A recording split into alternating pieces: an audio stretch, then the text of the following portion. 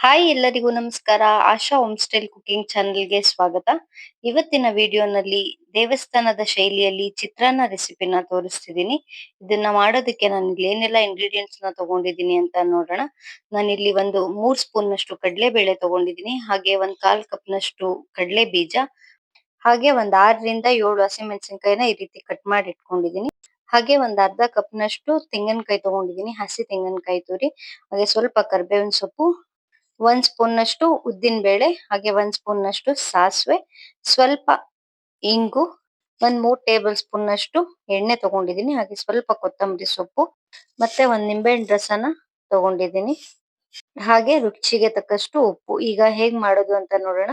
ನಾನಿಲ್ಲಿ ಮೊದ್ಲಿಗೆ ಅನ್ನ ಮಾಡ್ಕೊಳ್ಬೇಕಾದ್ರೇನೆ ಅದಕ್ಕೆ ಅರಿಶಿನ ಪುಡಿ, ಹಾಗೆ ಸ್ವಲ್ಪ ಎಣ್ಣೆ, ಹಾಗೆ ಉಪ್ಪು ಹಾಕೊಂಡ್ ಮಾಡ್ಕೊತಿದ್ದೀನಿ. ಈಗ ಚಿತ್ರಾನ್ನ ಗೊಜ್ಜು ಮಾಡೋದು ಹೇಗೆ ಅಂತ ನೋಡೋಣ.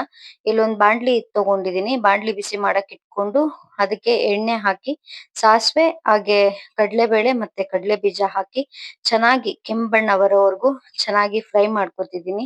ಈ ರೀತಿ ಚೆನ್ನಾಗಿ ಫ್ರೈ ಮಾಡ್ಕೋಬೇಕು. ಕಡಲೆಬೇಳೆ, ಕಡಲೆ ಬೀಜ ಹಾಕ್ದಾಗ್ಲೇನೆ ಉದ್ದಿನ ಬೇಳೆ ಹಾಕ್ಬೇಡಿ. ಅದೊಂದ್ ಅರ್ಧ ಫ್ರೈ ಆದ್ಮೇಲೆ ಈ ರೀತಿ ಉದ್ದಿನ ಬೇಳೆ ಸೇರಿಸ್ಕೊಂಡು ಚೆನ್ನಾಗಿ ಫ್ರೈ ಮಾಡ್ಕೊಳ್ಳಿ. ಯಾಕಂದ್ರೆ ಉದ್ದಿನ ಬೇಳೆ ಬೇಗ ಕೆಂಪಗಾಗ್ಬಿಡುತ್ತೆ. ಹಾಗಾಗಿ ಈಗ ಇಷ್ಟು ಚೆನ್ನಾಗಿ ಕೆಂಪಗಾಗಿದೆ. ಅದಕ್ಕೆ ನಾನು ಹಸಿಮೆಣಸಿನಕಾಯಿ ಹಾಗೆ ಕರ್ಬೇವಿನ ಸೊಪ್ಪನ್ನು ಸೇರಿಸ್ಕೊಂಡು ಈ ರೀತಿ ನೀಟಾಗಿ ಫ್ರೈ ಮಾಡ್ಕೊತಿದೀನಿ. ಹಾಗೆ ಇದಕ್ಕೆ ಒಂದ್ ಚಿಟಿಕೆಯಷ್ಟು ಹಿಂಗ್ ಹಾಕ್ತಿದೀನಿ. ಹಿಂಗ್ ಹಾಕೋದ್ರಿಂದ ಚೆನ್ನಾಗಿ ಡೈಜೆಷನ್ ಆಗುತ್ತೆ. ಈಗ ಇದೆಲ್ಲ ಚೆನ್ನಾಗಿ ಫ್ರೈ ಆಗಿದೆ. ಹಸಿಮೆಣಸಿನಕಾಯಿ ಅದು ಸಹ ಚೆನ್ನಾಗಿ ಫ್ರೈ ಆಗಿದೆ. ಈಗ ನಾನು ತುರಿದಿಟ್ಟಿರೋಂತ ಹಸಿ ತೆಂಗಿನಕಾಯಿ ತುರಿನ ಸೇರಿಸ್ಕೊಂಡು ಅದನ್ನು ಸಹ ಇದ್ರ ಜೊತೆಗೆ ಚೆನ್ನಾಗಿ ಮಿಕ್ಸ್ ಮಾಡ್ಕೊತಿದೀನಿ. ನಾನಿಲ್ಲಿ ರೆಸಿಪಿಗೆ ಯಾವುದೇ ರೀತಿ ಈರುಳ್ಳಿ ಹಾಗೆ ಬೆಳ್ಳುಳ್ಳಿ ಯಾವುದನ್ನು ಬಳಸಿಲ್ಲ. ಈ ವ್ರತ ಇದೆಲ್ಲ ಮಾಡೋ ಟೈಮಲ್ಲೆಲ್ಲ ಈರುಳ್ಳಿ ಬೆಳ್ಳುಳ್ಳಿ ಎಲ್ಲ ತಿನ್ನಲ್ವಲ್ಲ, ಆ ಟೈಮಲ್ಲಿ ಈ ಪ್ರಸಾದನ ಮಾಡ್ಕೋಬಹುದು. ಹಾಗೆ ಕೊಡೋರ್ಗೂ ಸಹ ಮಾಡ್ಕೋಬಹುದು, ಹಾಗೆ ಮನೇಲಿ ತಿನ್ನಕ್ಕೂ ಸಹ ಮಾಡ್ಕೋಬಹುದು.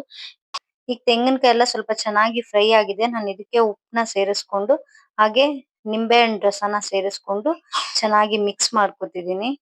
ನಿಂಬೆ ಹಣ್ಣಿನ ರಸ ಸೇರ್ಸಿದ್ಮೇಲೆ ಈ ರೀತಿ ಒಂದ್ 2 ನಿಮಿಷ ಚೆನ್ನಾಗಿ ಫ್ರೈ ಮಾಡ್ಕೊಂಡು ನಾನೀಗ ಮಾಡಿ ಇಟ್ಕೊಂಡಿರೋಂತ ಅನ್ನನ ಸಹ ಇದಕ್ಕೆ ಹಾಕೊಂಡು ನೀಟಾಗಿ ಮಿಕ್ಸ್ ಮಾಡ್ಕೊತಿದ್ದೀನಿ. ನೀವ್ ಅರಿಶಿನ ಪುಡಿ ಗೊಜ್ಜು ಮಾಡ್ಬೇಕಾದ್ರೆ ಸಹ ಹಾಕೋಬಹುದು. ಬಟ್ ಈ ರೀತಿ ಮಾಡ್ಕೊಂಡ್ರೆ ಇನ್ನು ಚೆನ್ನಾಗಿ ಹೊಂದ್ಕೊಳ್ಳುತ್ತೆ. ಹಾಗಾಗಿ ನಾನು ಈ ರೀತಿನೇ ಮಾಡಿದ್ದೀನಿ. ಇದಕ್ಕೆ ಕೊನೆಯದಾಗಿ ಸ್ವಲ್ಪ ಕೊತ್ತಂಬರಿ ಸೊಪ್ಪನ್ನ ಸೇರಿಸ್ಕೊಂಡು ನೀಟಾಗಿ ಅನ್ನನೆಲ್ಲ ಮಿಕ್ಸ್ ಮಾಡ್ಕೊತಿದ್ದೀನಿ. ಇದನ್ನ ಆದಷ್ಟು ತಣ್ಣಕ್ಕಿರೋ ಅನ್ನದಲ್ಲಿ ಮಾಡ್ಕೊಳ್ಳಿ, ತುಂಬಾ ರುಚಿಯಾಗಿ ಬರುತ್ತೆ. ಸ್ವಲ್ಪ ಬೇಗ ಅನ್ನ ಮಾಡಿಟ್ಟು ಮಾಡ್ಕೊಂಡ್ರೆ ಇನ್ನು ನಿಮ್ಗೆ ಉದ್ರುದ್ರಾಗಿ ಬರುತ್ತೆ. ಹಾಗಾಗಿ ಈಗ ರೆಡಿ ಆಗಿದೆ ಚಿತ್ರಾನ್ನ. ಇದನ್ನ ನಾನೀಗ ಸರ್ವ್ ಮಾಡ್ತಿದ್ದೀನಿ. ನೀವು ಈ ರೆಸಿಪಿನ ಮನೇಲಿ ಟ್ರೈ ಮಾಡಿ ನೋಡಿ. ಹಾಗೆ ಈ ರೆಸಿಪಿ ಇಷ್ಟ ಆದ್ರೆ ಒಂದು ಲೈಕ್ ಮಾಡಿ. ಹಾಗೆ ಯಾರೆಲ್ಲ ಇನ್ನು ನನ್ನ ಚಾನೆಲ್‌ನ ಸಬ್ಸ್ಕ್ರೈಬ್ ಮಾಡ್ಕೊಂಡಿಲ್ಲ, ಸಬ್ಸ್ಕ್ರೈಬ್ ಮಾಡ್ಕೊಳ್ಳಿ, ಸಪೋರ್ಟ್ ಮಾಡಿ. Thank you.